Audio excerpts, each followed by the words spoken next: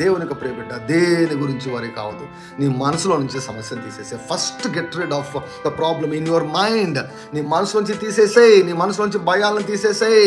నీ మనసులోంచి చింతను తీసేసేయి. నీ మనసులోంచి ఆందోళనను తీసివేసే. నీ మనసులో నుంచి అపవాది యొక్క ఆలోచనను తొలగించేసేయి. ప్రయాసపడుతున్నారు వేరే వాళ్ళు, పోగు చేస్తున్నారు వేరే వాళ్ళు. దేనికో తెలుసా? నీకు ఇచ్చేదాని కొరకు. When the grace of God works upon your life. నీ జీవితంలో గ్రేస్ పనిచేస్తే నిజంగా ఒక ఎగ్జాంపుల్, ఒక మాదిరిని మనము చూడాలనుకుంటే బైబిల్లో ఎస్తేర్ అండి. ఎస్తేర్ను చూస్తూనే రాజుకి ఏం కలిగిందంట? చంపాల్సింది పోయి ఎస్తేర్ను చూసిన వెంటనే రాజుకు కటాక్షము కలిగిందంట, ఫేవర్ కలిగిందంట, కృప కలిగిందంట. ఆ కృప కలిగిన వెంటనే ఏమన్నా తెలుసా? చెప్పురా, నీ ఏం కావాలి? నీకు ఏం కావాలి? రాజ్యంలో సగము మట్టుకు ఇచ్చేదనా? He was not a believer. అహశ్వరేషు రాజు విశ్వాసం కాదు, జీవం కలిగినటువంటి దేవుని సేవించేవాడేం కాదు. బైబిల్ ప్రకారం ఆయన పాపాత్ముడు అని చెప్పచ్చు.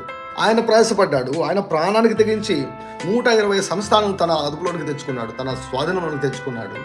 ప్రాణానికి తెగించి ప్రయాసపడ్డాడు. ఇప్పుడు ఏమంటాడు? ఎస్తేర్ కంట ఊరికి ఇస్తాడంట. సగమట్టుకు రాజు ఊరికి ఇస్తాడంట.